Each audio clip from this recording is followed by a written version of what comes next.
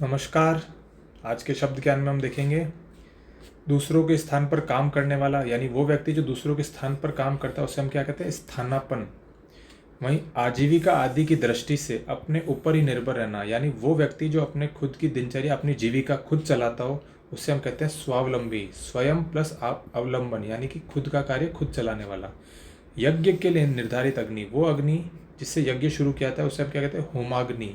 वो अग्नि जो यज्ञ के लिए निर्धारित रहती है उसे क्या कहते हैं? होमाग्नि। दूसरों के हित की इच्छा रखने वाला, जो दूसरों के हित की इच्छा रखता है उसे हम क्या कहते हैं? हितेषणा। वहीं वो व्यक्ति जो दूसरों के हित की इच्छा करता है, दूसरों का हित चाहता है, उसे हम कहते हैं हितैषी। जिसकी ग्रीवा सुंदर हो, ये ग्रीवा यानी गर्दन, जिसकी गर्दन या ग्रीवा सुंदर हो उसे हम क्या कहते हैं? सुग्रीव।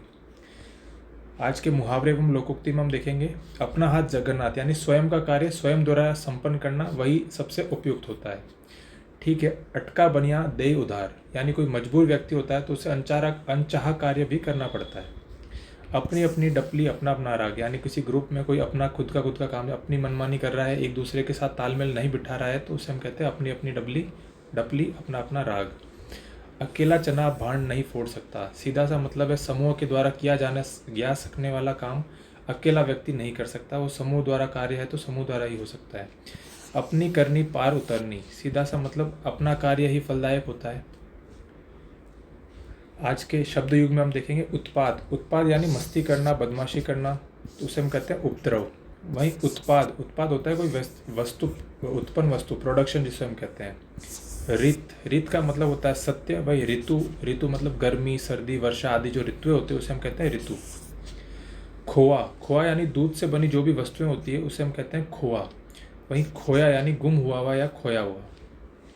गर्व का मतलब होता है घमंड। गर्व एक पॉजिटिव शब्द है, वहीं घमंड इसका नेगेटिव शब्द है। तो गर्व का मतलब वैसे हम कह सकते हैं घमंड करना। वहीं गर्भ मतलब उदरस्थ शिशु, उदर मतलब पेट, जो अभी शिशु पेट के अंदर है उसे हम कहते हैं गर्भ। वहीं गर्म का मतलब गर्म या तप्त। आशय या असय मतलब लोहा। वहीं आयसु का मतलब होता है आज्ञा।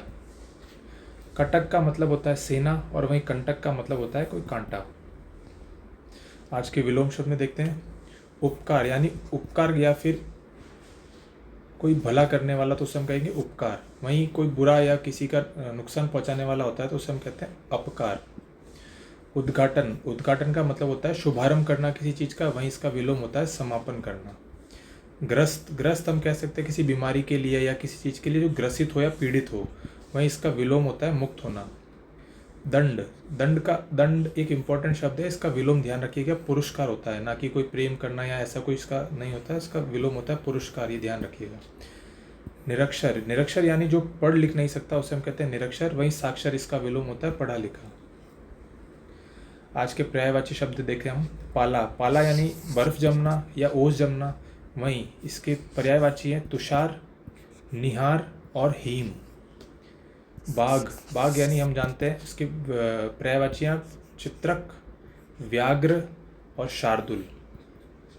भय के पर्यायवाची आतंक, डर, त्रास, भीति और विभिषा। मट्ठा हम जानते हैं छाछ, गौरस और तक्र। मंदिर के यहाँ दो पर्यायवाची हैं, दो तरह से मंदिर को, एक तो हम जो जिस जगह रहते हैं उसे भी मंदिर कहते हैं, घर जो हम कहते हैं आवास, निवास स्थान या वास स्थान। एक मंदिर जो पूजा करने के लिए देवस्थान, देवालय, पूजागृह, शिवालय या शिवाला।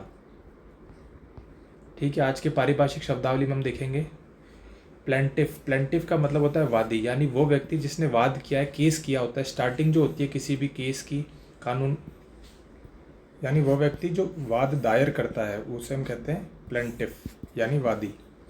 पोस्थ्यूमस का मतलब होता है मरणोपरांत, यानी वह व्यक्ति जो मर गया उसके बाद अगर उससे रिलेटेड कुछ बात होती है उसे हम कहते हैं पोस्थ्यूमस मतलब मरणोपरांत। जैसे अवार्ड के लिए हम कहते हैं तो पोस्थ्यूमस अवार्ड, यानी मरणोपरांत, मरने के उपरांत जो अवार्ड दिया जाए उससे हम कहते हैं मरणोपरांत अवार्ड।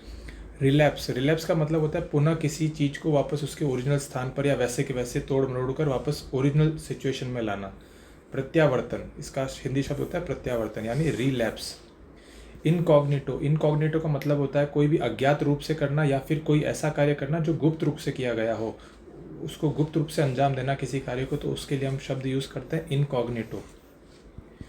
इंजंक्शन, इंजंक्शन का मतलब होता है निषेधाज्ञा, यानी कोर्ट या कानून द्वारा किसी कार्य को निषेध किया गया, मना किया गया, उसकी जो आज्ञा होती है उसे हम कहते हैं इंजंक्शन या फिर निषेधाज्ञा। धन्यवाद।